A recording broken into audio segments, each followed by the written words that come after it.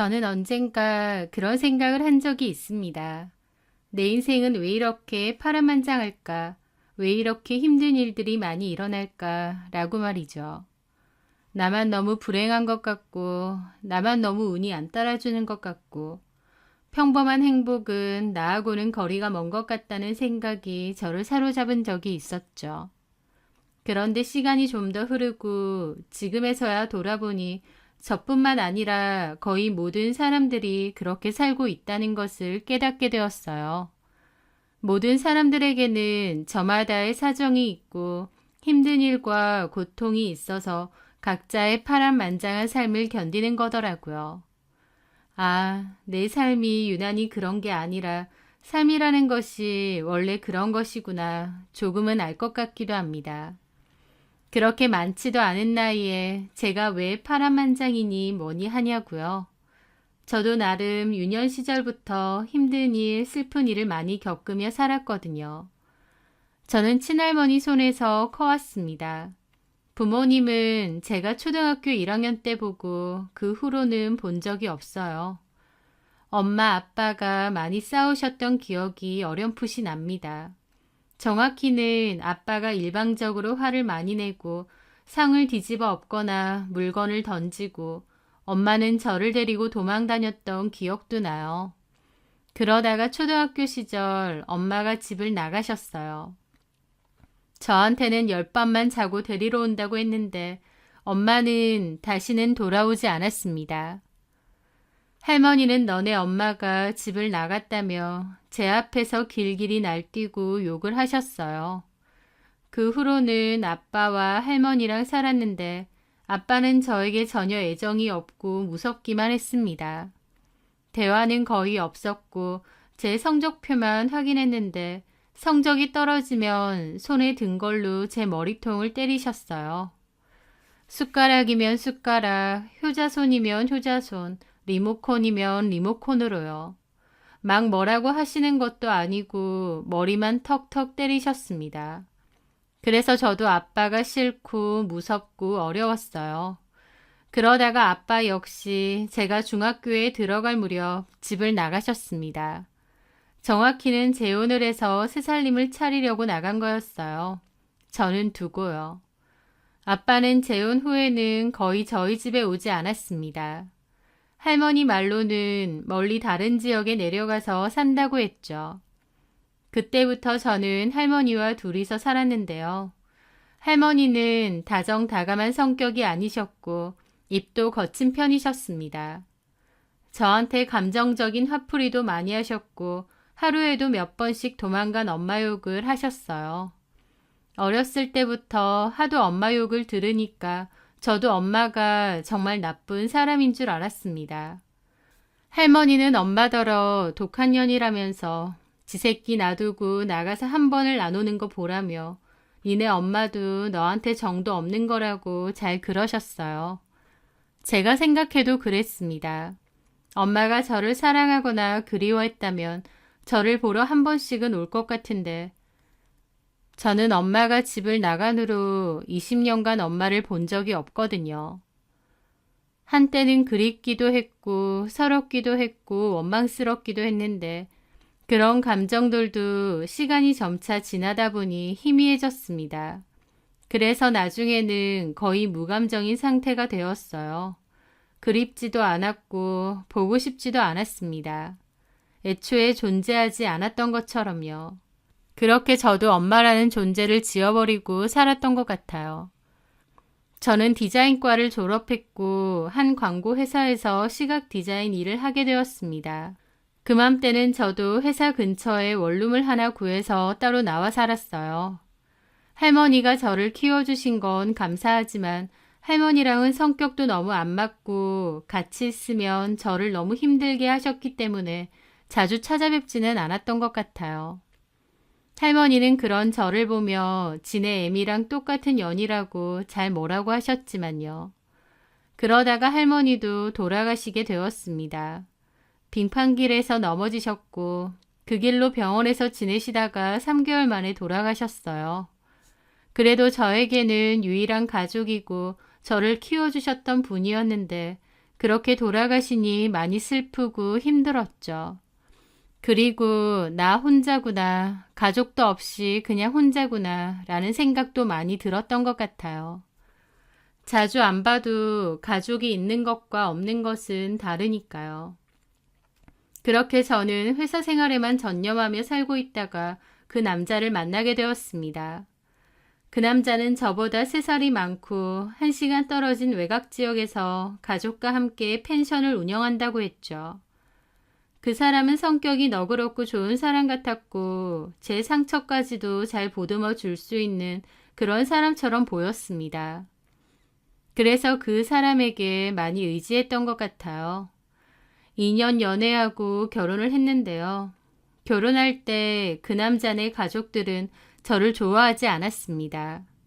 제가 가족이 없는 것도 없는 건데 어렸을 때 엄마 아빠가 저를 버리고 각자 새 출발했다는 게 너무 마음에 안 든다고 하셨어요.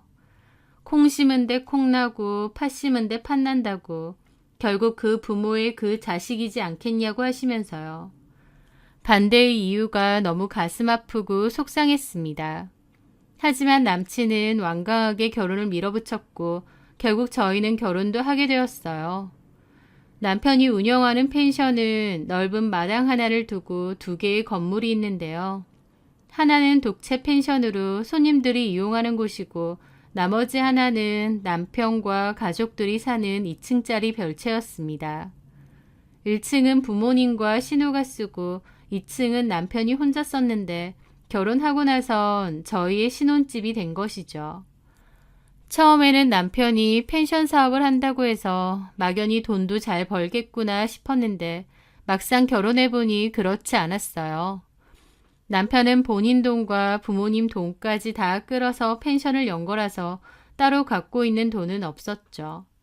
게다가 그 펜션도 초반에는 한참 잘 되다가 인근에 대형 펜션 단지가 들어오면서부터 장사가 거의 안 된다고 했습니다. 그래서 따로 신혼집을 구하는 건 엄두도 못 내고 합가를 한 것이죠. 물론 저는 할머니가 돌아가시면서 할머니 집을 받기도 했고 제가 따로 모은 돈도 있기도 해서 마음만 먹으면 신혼집을 따로 구할 수도 있습니다.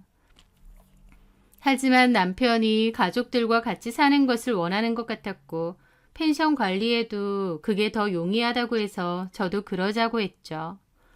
제 딴에는 남편을 위해서 또 시댁 가족들과 친해지기 위해서 그런 선택을 한 건데도 시부모님은 오히려 합가한 것이 저를 위해주는 거라고 생각하시더라고요. 유라, 너는 평생을 가족의 정도 못 느끼고 외롭게 살았잖니. 이제라도 가족의 정 느끼면서 복닥거리며 사는 게 너한테도 좋지 않겠어? 평생 못 느껴본 거 이제라도 우리 덕에 느껴보는 거지. 아, 네, 감사해요. 그래, 감사해야지. 솔직한 말로 다른 집 같았으면 이 결혼 허락 안 했다.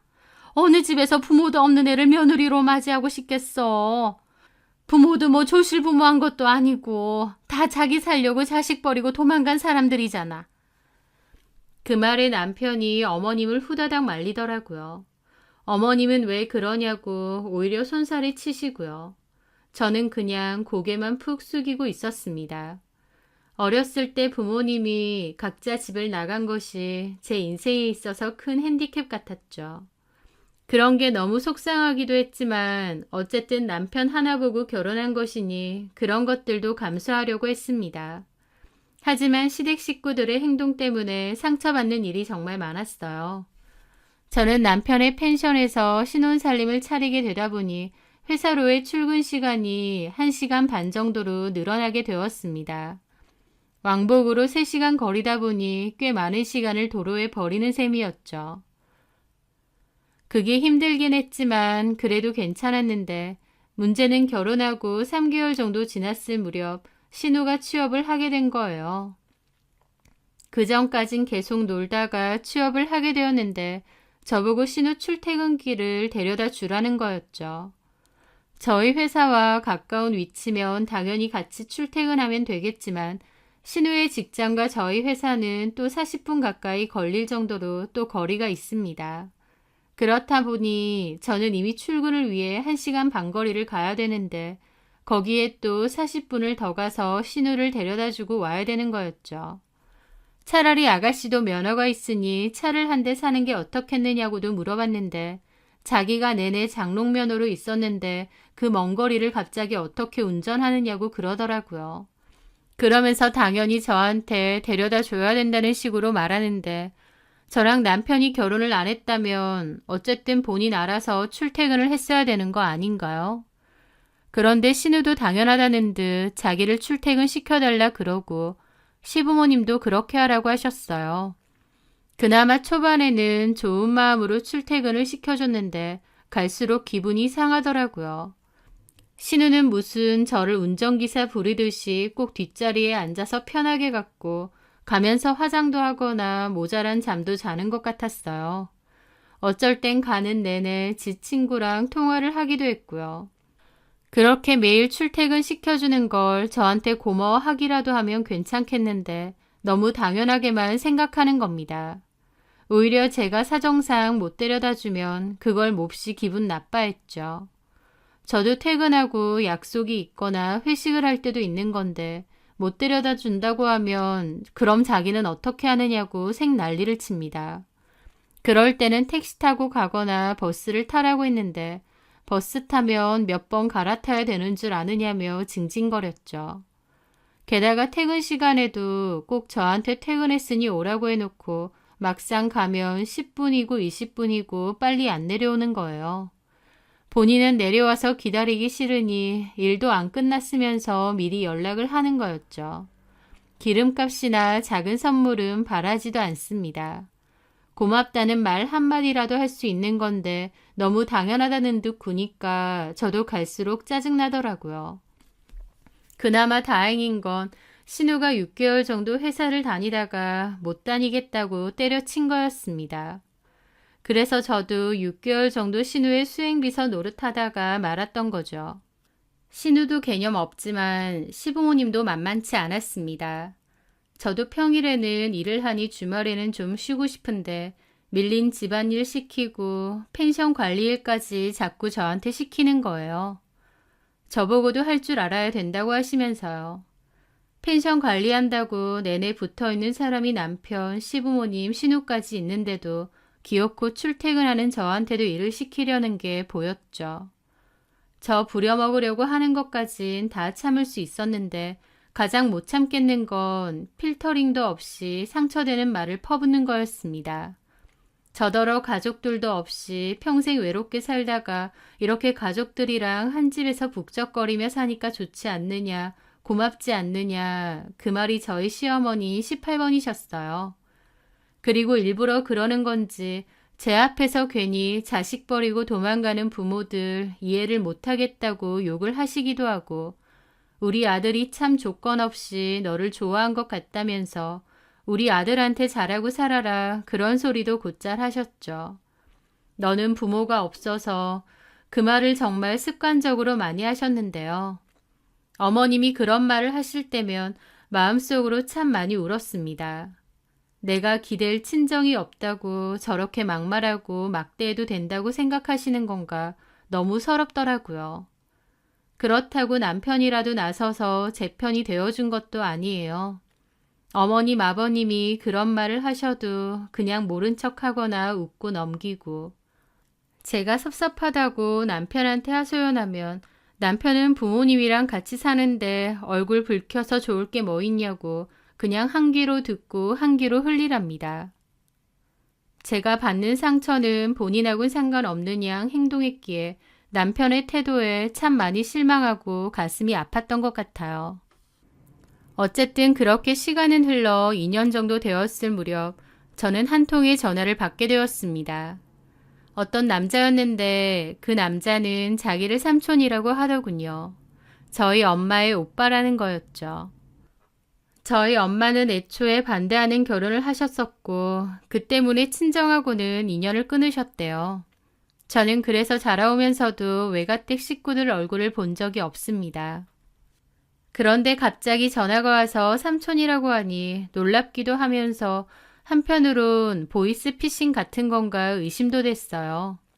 하지만 그분은 본인 이름도 밝히고 저희 엄마 이름도 알려주고 제 이름도 아시더라고요. 그러면서 한다는 말이 엄마가 병원에 계신데 한번 보러 오면 안 되겠느냐 부탁하셨죠.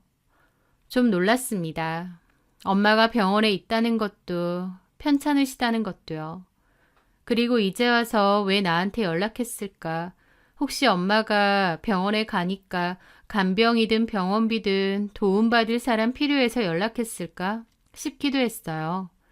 그런 생각을 하면 나한테 참 너무한데 싶었지만 그럼에도 본능적으로 엄마가 보고 싶었습니다. 아니다, 아니다. 제 감정을 눌러오면서도 사실은 엄마에 대한 깊은 그리움이 있었던 것 같아요. 그렇게 저는 엄마보다 그 삼촌이란 분을 먼저 만나 뵙게 되었습니다. 삼촌은 저 어렸을 때 사진만 몇 번 봤었다고 그러시더라고요. 좀 어색했는데 삼촌의 얘기를 들으면서 저는 평생 가져왔던 엄마에 대한 오해를 많이 풀 수가 있었습니다. 삼촌은 중국에서 사업을 한다고 했어요. 거의 중국에만 계시고 한국은 특별한 일 아니면 안 들어오신다고 하더군요. 삼촌은 엄마의 이야기를 들려주셨는데요. 저희 엄마는 아빠랑 다툼 끝에 그렇게 집을 나간 뒤 혼자 살다가 나중에는 외할머니랑 살았다고 했습니다. 그런데 외할머니는 얼마 전 돌아가셨대요. 그래서 삼촌도 한국에 나와 있는 거였고요.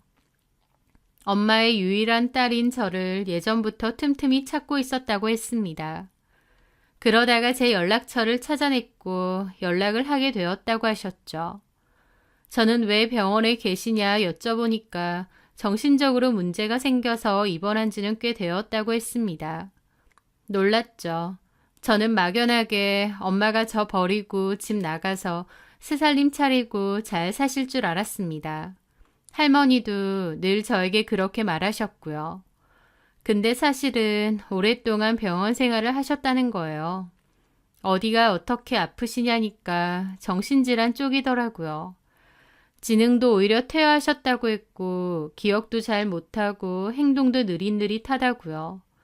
왜 그렇게 되셨냐니까 삼촌이 깊은 한숨과 더불어 얘기를 해주셨어요. 엄마는 외갓집의 반대에도 불구하고 아빠랑 결혼을 하셨대요. 외할머니가 특히 반대를 많이 하셨는데 엄마는 반대에도 결혼하겠다고 해서 친정과 인연을 끊었답니다. 그리고 엄마는 결혼 후 아빠랑 시어머니인 저희 할머니랑 살았던 거죠.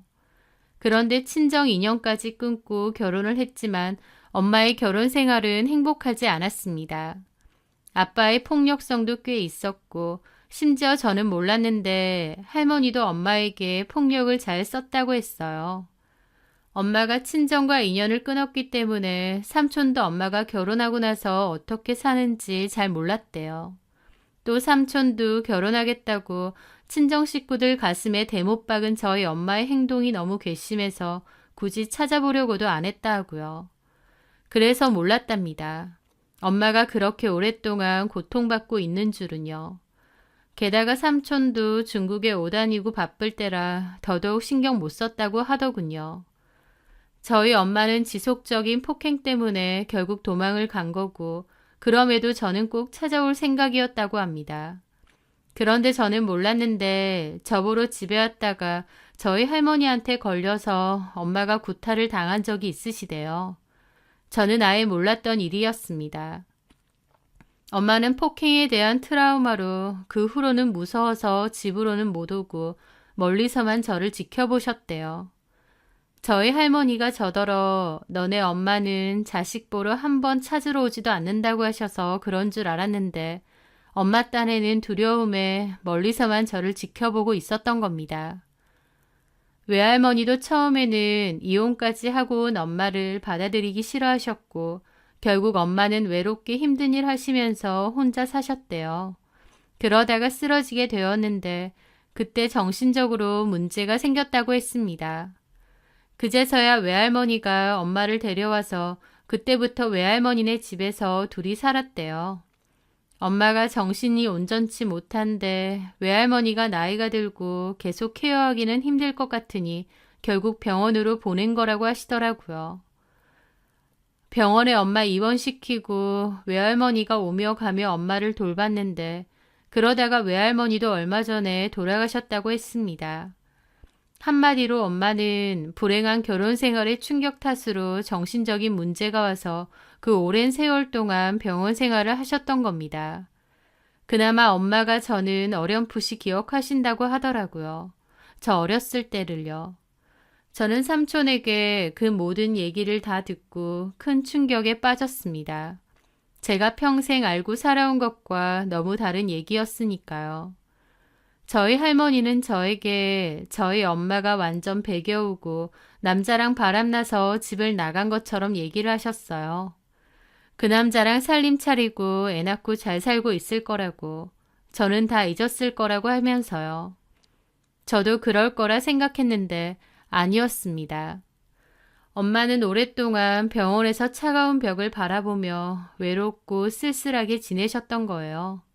그 생각을 하자 눈물이 막 쏟아지고 얼굴도 흐릿하게 기억이 안 나는 엄마가 너무 가엾더라고요.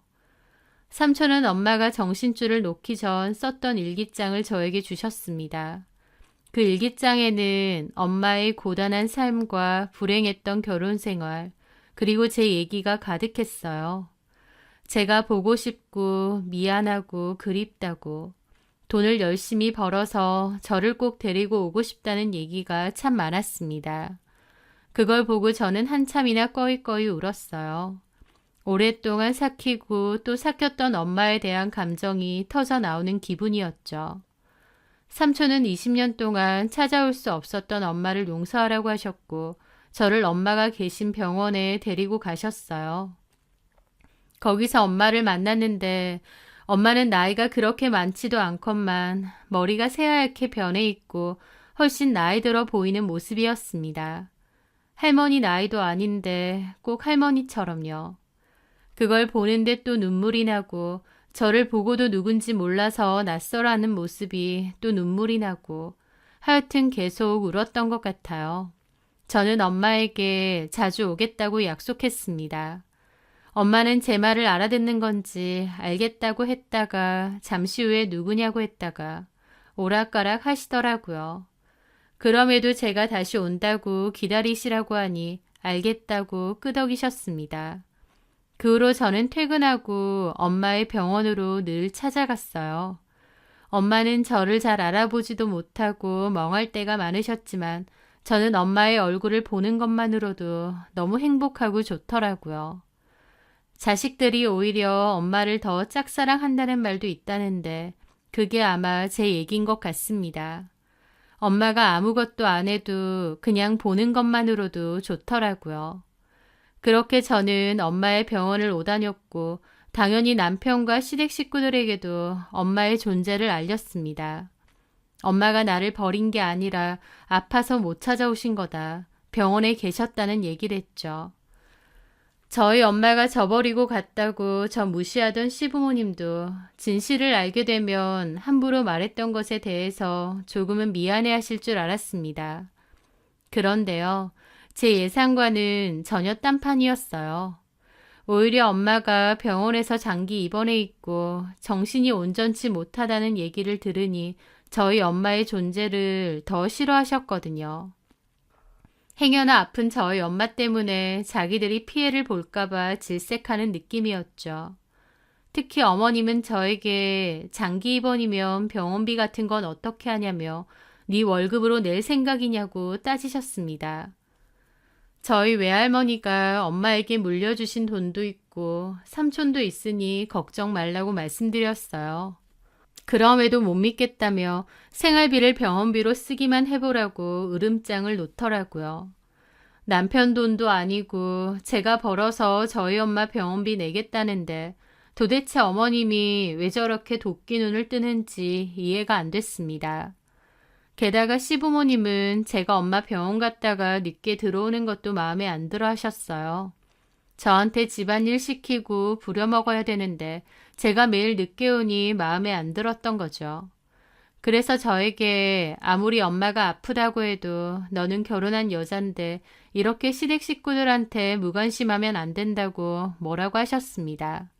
하지만 저는 그맘때 엄마를 챙겨드릴 생각뿐이었고 이기적이고 못된 시댁 식구들한테도 정이 너무 떨어져 있었어요. 그래서 시모가 뭐라고 하든 말든 한 귀로 듣고 한 귀로 흘려버리고 제가 하고 싶은 대로 했습니다. 다른 것도 아니고 저희 엄마 보러 가겠다는데 왜 저렇게 난린지 모르겠더라고요. 본인들 밥 차려주고 설거지해줄 사람 부족해서 그러는 건가 싶고요.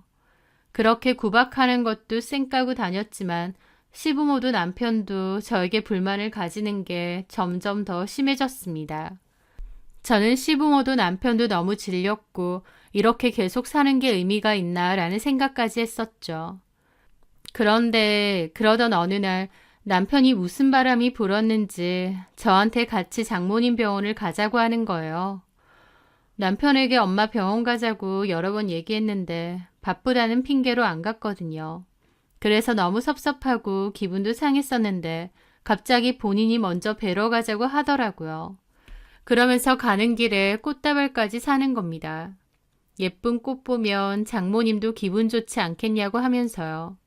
그 말에 저는 남편이 갑자기 왜 이러나 싶으면서도 고맙기도 하더라고요. 그렇게 남편과 함께 엄마를 보러 갔고 남편은 생각 이상으로 저희 엄마에게 너무 다정하게 대하고 잘했습니다. 저희 엄마도 처음엔 좀 낯설어 하시다가 나중에는 저희 남편을 편애하시는 느낌이었고요. 게다가 남편은 저에게 말도 안 하고 중간 정산으로 병원비까지 계산을 해버린 겁니다. 저는 굳이 그렇게 할 필요 없다고 했는데도 남편이 사위가 이 정도도 안 하냐고 그러더라고요. 저도 돈이 문제가 아니라 그 마음이 고마웠죠. 남편에 대한 원망과 미움도 많았는데 남편이 저희 엄마에게 잘하는 걸 보면서 그 마음도 점차 사라졌어요. 반면 시댁 식구들하고는 갈수록 사이가 안 좋았습니다. 예전에는 네네 하고 하라는 대로 했는데 저도 더 이상 그러고 싶지 않아졌거든요. 제가 뭘 해도 고마운 줄도 모르고 여전히 저를 무시하고 하대하시는데 저도 더 이상 노력하면 그건 바보짓이다 깨달은 거죠. 그러던 와중 남편은 친구들과 2일 정도 여행을 다녀온다고 했습니다. 자전거 동호회 친구들이라고 했고 가고 싶어 하길래 다녀오라고 했어요. 그런데 그 짧은 기간 동안 그 사달이 일어났습니다. 남편이 저희 엄마 병원비를 중간정산으로 냈다는 걸 알게 된 시모가 뒤집어졌거든요. 내 이럴 줄 알았다. 남편 꼬드겨서 너네 엄마 병원비 내게 해. 제가 내라고 한 게 아니라 상진 씨가 마음대로 계산을 한 거예요. 보험 문제도 있고 환급 문제도 있어서 솔직히 그렇게 중간정산 할 필요도 없는데 저랑 상의도 없이 그렇게 한 거라고요. 네가 어지간히 눈치를 줬으니까 상진이가 그랬겠지. 내 이럴 줄 알았다. 내 아들이 니네 엄마 병원비나 내려고 고생해서 돈 버는 줄 알아? 어머니, 저희 엄마 상진 씨한테는 장모님이세요. 장모님을 위해서 병원비 조금 낸 게 이렇게 화낼 일인가요? 너 평생 부모도 없이 고아로 살다가 이제 엄마 생겼다고 의기양양하네. 뭐라고요? 말 다 하셨어요? 제가 왜 고아예요? 고아지. 부모가 다 너 버렸잖아. 말씀드렸죠. 저희 엄마는 아프셔서. 그러니까 내 말이. 너 이렇게 엄마 생겼다고 의기양양한 꼴도 우스워. 엄마도 정상적인 엄마여야 기댈 친정이라도 되지. 정신줄 놓고 평생 병원에서 지내는 그런 엄마가 무슨 엄마라고. 그 말에 저는 화가 나다 못해 어머님에 대한 인간적인 환멸까지 느꼈습니다. 어떻게 저렇게 말을 할 수 있나요? 말 다 하셨어요? 병원에서 지내고 어디 아프면 엄마도 아닌가요? 보통 드라마에서 보면 자식 버린 엄마들 다시 나타날 때 돈이라도 두둑히 들고 나타나더라.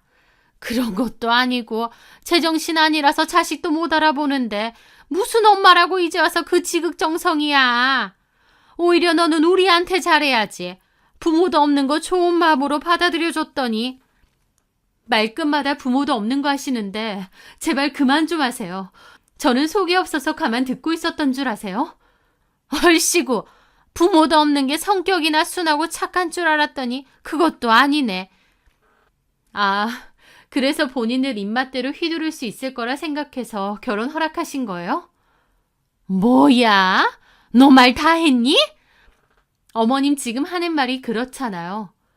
야, 이게 진짜 정신도 온전치 못한 엄마 찾았다고 뭐라도 있는 줄 알아? 그런 엄마는 오히려 짐이야, 짐. 짐이요? 결혼한 아들 집에 얹혀 사시는 어머님, 아버님 얘기하세요? 저도 안 참고 할 말 다 하자 어머님은 눈을 부라리더라고요. 그러더니 저거 완전 미쳤네. 야, 됐고 너 내 아들하고 이혼해라. 그러시는 겁니다. 이혼은 부부 사이에서 결정할 일인데 어머님이 무슨 이혼을 하라 말아요. 난 너 같은 애랑 더 못 살아. 내 아들이 정신 빠진 장모 챙기는 꼴도 못 보겠고 그냥 이혼해. 저는 그렇게 어머님과 한바탕 싸웠고 시어머니 때문에 넌덜머리가 났습니다. 화가 난 저는 집을 나왔고 곧장 엄마 병원으로 갔어요. 그렇게 도착해서 보니 엄마는 잠이 들어 있었습니다. 저는 가만히 자는 엄마를 한참이나 바라보고 있었죠. 그리고 속으로 남편이 들어오면 따로 말해서 분가를 하자고 해야겠다. 도저히 같이 못 살겠다.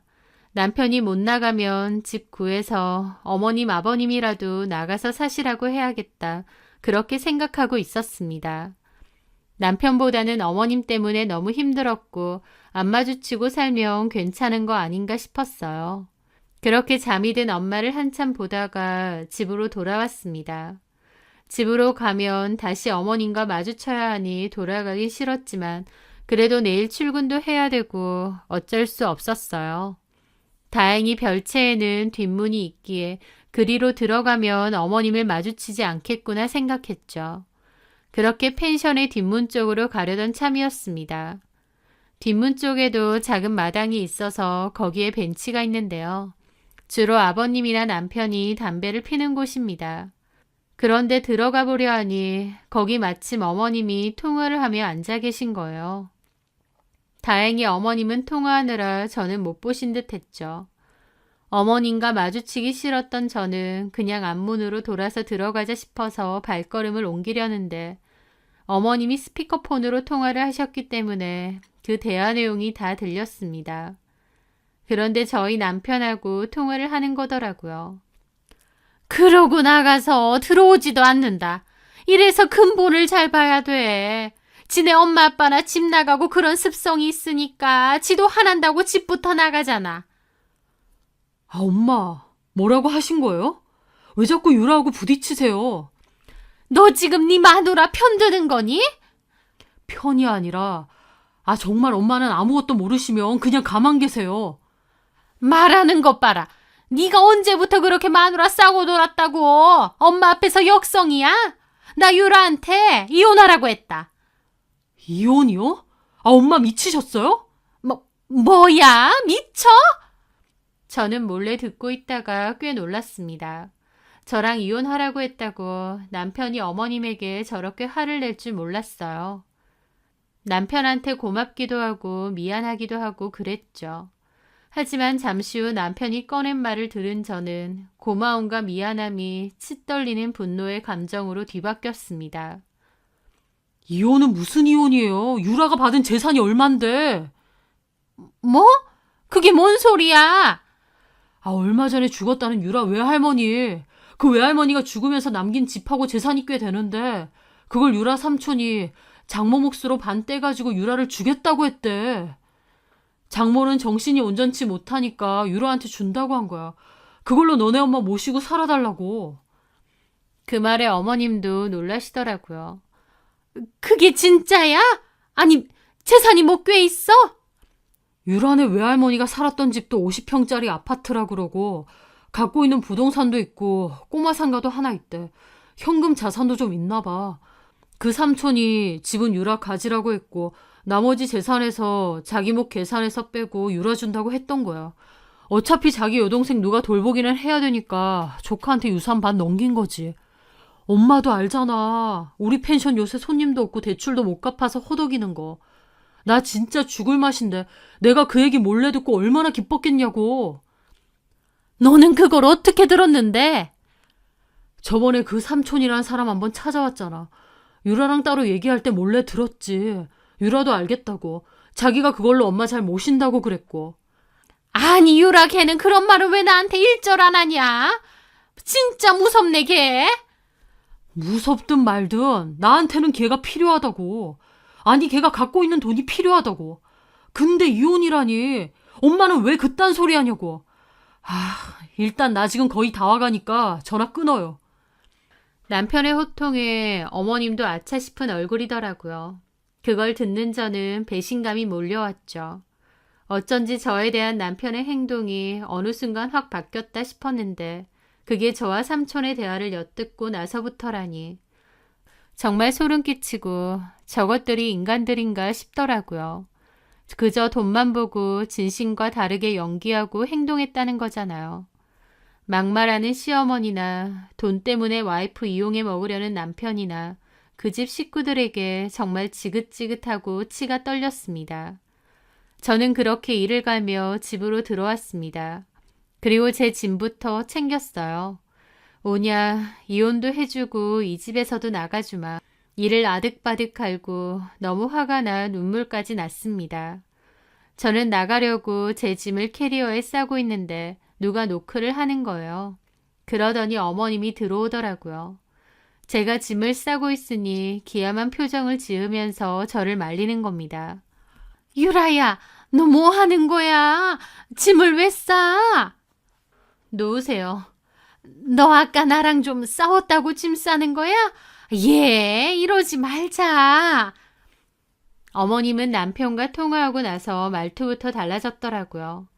아들한테 얘기 듣고 나서 아차 싶었던 건지 저한테 갑자기 상냥한 말투로 달래듯이 말하는데 저는 결혼하고 나서 어머님의 그런 말투는 처음 들어봅니다. 별 볼 일 없다고 생각한 저에게 저런 상냥한 말투는 할 필요가 없다 생각하셨겠죠. 그 차이가 얼마나 어이가 없던지요. 저는 그냥 코웃음 치고 제 짐이나 챙겼는데 어머님이 강제로 제 가방을 뺏는 겁니다. 뭐 하시는 거예요? 내가 미안하다, 유라야. 이혼해라 어째라는 내 진심이 아니야.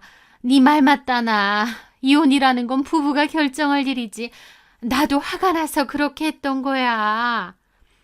뭐가 그렇게 화가 나시는데요? 아니, 한두 푼도 아니고 병원비를 그렇게 내줬다고 하니까 나도 순간 화가 난 거지. 어머님, 아버님 얼마 전에 치과 갔다 와서 돈 엄청 깨졌죠. 임플란트비. 그런데 아가씨도 전에 회사 그만두고 뭐 기술 배운다고 학원 다닌다고 학원비 100 얼마 냈고요. 거기에 제 돈도 들어있어요. 그건 아시죠? 아니, 그거는 다 필요한 거니까. 어머님, 아버님, 그리고 아가씨한테 쓰는 돈은 필요해서 써야 되는 돈이고 저희 엄마한테 쓰는 돈은 아까운 돈이에요. 제 말에 어머님은 아무런 말도 못 하시더라고요. 그리고 갑자기 왜 태도를 바꾸셨어요? 아까처럼 부모도 없는 고아가 어쩌고 너네 엄마가 정신병이 어쩌고 이혼하라고 그렇게 길길이 날뛰셨잖아요. 내가 언제 그렇게 말을 해? 나 그렇게 말한 게 아니다. 네가 오해한 거야. 오해요? 글쎄요. 녹음도 했는데 들려드릴까요? 제가 녹음했다고 하니 어머님 눈이 휘둥그레졌습니다. 그걸 왜 녹음해? 솔직히 녹음한 지 좀 됐습니다. 저는 속도 없는 줄 아세요?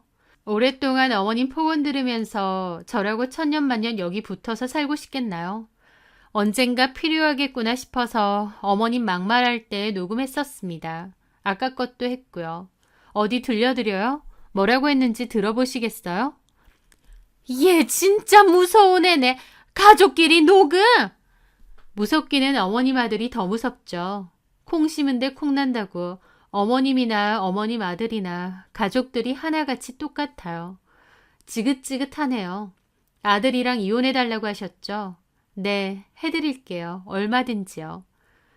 저는 그렇게 챙긴 캐리어를 들고 일어났습니다. 그리고 1층으로 내려오는데 집에 도착한 남편이 헐레벌떡 들어오더라고요. 남편은 제 캐리어를 보고 기함하면서 붙잡는 겁니다. 여보, 이러지 말자. 엄마가 잘못하신 거야. 이거 놔. 나 너랑 이혼이야. 아, 무슨 이혼? 남편은 쩔쩔매며 저를 붙잡더니 갑자기 눈이 희번뜩해서는 어머님한테 고함을 지르는 겁니다. 아, 엄마 미쳤어? 엄마 때문에 이게 뭐야? 엄마 유라한테 사과했어? 아, 했는데. 엄마는 내 인생에 도움이 안 돼, 하여트. 엄마 하는 짓 보면 지긋지긋해, 아주 그냥. 남편이 갑자기 어머님한테 고래고래 소리를 질렀고 그 말에 어머님도 눈이 돌아가더라고요. 뭐가 어째? 저놈의 새끼가 너 말 다 했어? 더 할까? 더 해봐? 가만히나 있지. 왜 자꾸 나서서 일을 망치느냐고. 야, 이 새끼야. 너 지금 그게 엄마한테 할 소리야?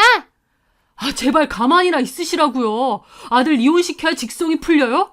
엄마 아빠는 뭐 그렇게 잘난 부모라고. 나한테 뭐 그렇게 해줬다고 부모 유세인데. 돈도 없고 집도 없어서 나한테 빌부터 살면서. 이 새끼가?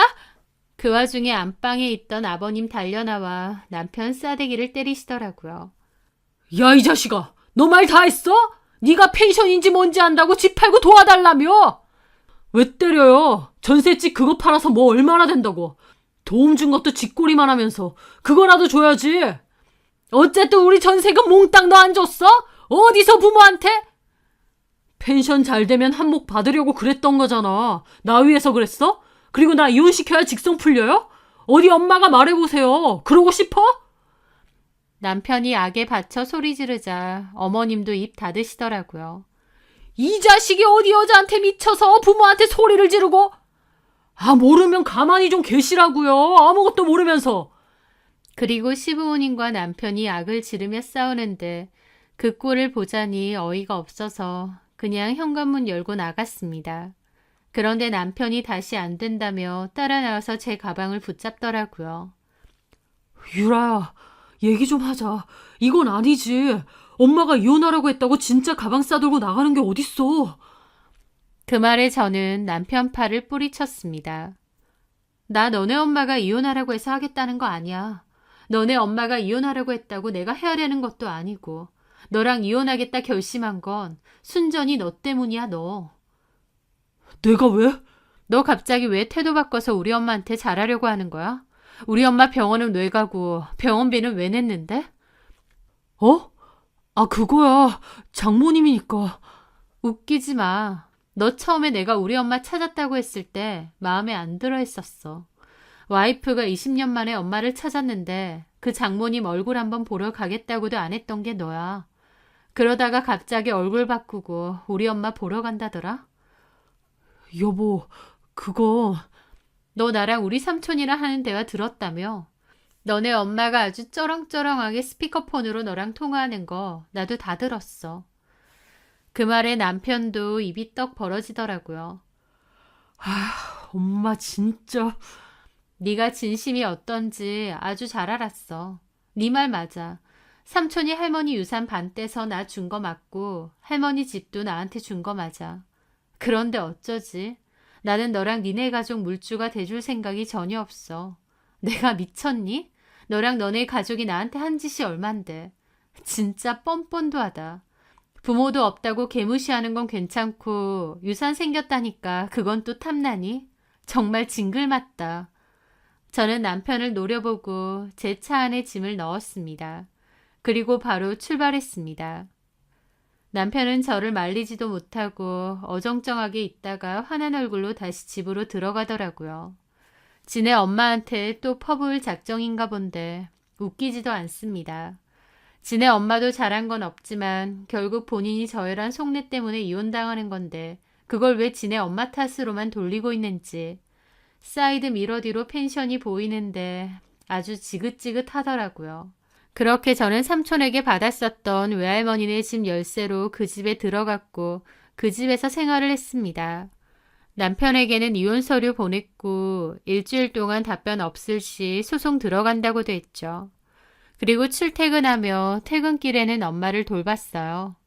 남편 놈은 그 와중에 엄마 병원을 자꾸 찾아오고 이혼만은 말자고 하는데 정말 지긋지긋하더라고요. 게다가 회사까지 자꾸 찾아오는 겁니다. 미치겠더라고요. 저는 고민 끝에 회사는 사직서를 냈습니다. 그리고 엄마를 퇴원시키고 집으로 모셔왔어요. 사실 그럴 생각은 조금씩 하고 있었습니다. 엄마를 병원에서 퇴원시키고 같이 살고 싶다는 생각이요.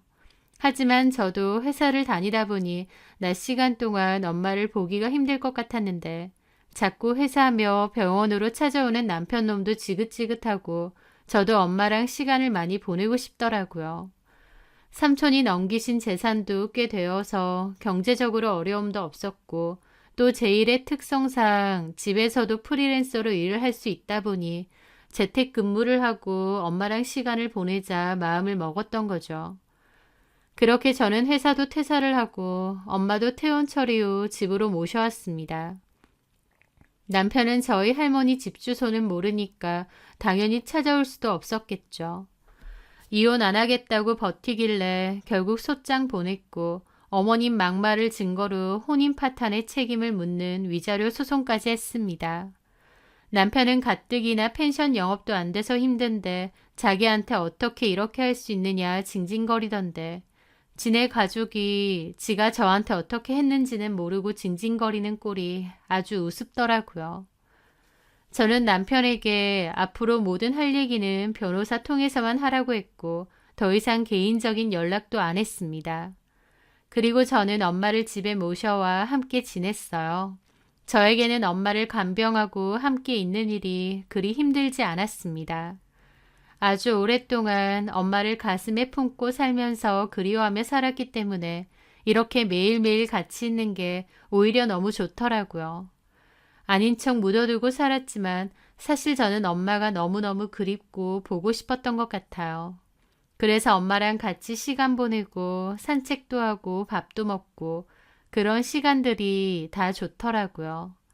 엄마도 초반에는 병원에서 나와서 집에서 적응하려니 힘들어 하셨는데 적응하고 난 다음에는 저랑 한시도 안 떨어지려고 하셨어요. 제가 일하고 있으면 옆에 와서 가만히 앉아 계셨고 산책 가자, 슈퍼 가자 잘 그러셨죠. 저는 마치 어린아이를 돌보듯 엄마를 돌보며 그렇게 지냈고 어딜 가든 엄마와 함께 시간을 보냈습니다. 여의치 않을 때만 기관의 도움을 조금씩 받고요. 제 지인들이 저에게 엄마 간병하느라 고생이 많다는데 저는 오히려 고생스럽지 않고 좋다고 그랬습니다. 20년 동안 함께하지 못했던 시간을 이제야 함께하는 것 같거든요. 그 와중에 이혼 소송도 잘 진행이 되었고 남편과 시댁 식구들의 유책을 인정받아 이혼 성립도 되었습니다. 게다가 제 생각보단 좀 적긴 해도 위자료도 받아낼 수 있었고요. 남편과는 겨우 이혼을 할 수 있었고 저는 홀가분하게 엄마와의 생활에만 집중을 할 수 있게 되었어요. 저는 남편과 전 시댁 식구들에게 애정도 관심도 모두 사라졌기 때문에 그 사람들이 어떻게 살던지 관심도 없습니다. 하지만 들려오는 소문에 의하면 결국 펜션은 문을 닫았다고 하더라고요. 그 가족의 유일한 수입원인데 그렇게 됐으니 전 남편도 전 시부모도 얼마나 서로를 원망하며 지지고 볶고 싸울지 안 봐도 비디오네요. 저는 지금까지도 엄마와 함께 잘 지내고 있습니다. 아픈 엄마를 모시고 사는 것은 한 번씩 고단할 때도 물론 있습니다. 저랑 내내 붙어 있으려는 엄마 때문에 제 개인 생활도 많이 없어졌고요. 하지만 저는 그런 부대낌조차 한 번씩은 오히려 행복으로 느껴지기도 합니다. 엄마랑 살 부대끼며 느끼는 이 고단함조차도 내가 사실은 너무 느껴보고 싶었던 감정이었겠구나 싶거든요. 그리고 저를 그리워하며 저 어렸을 때의 기억에 갇혀서 가엾게 살아온 엄마를 위해서라도 제가 후회 없이 더 잘하면서 살고 싶어요. 엄마와 저 두 사람 남은 세월 이렇게 서로 의지하며 못다한 추억 많이 만들며 살아가려 하네요. 제 사연 들어주셔서 감사합니다.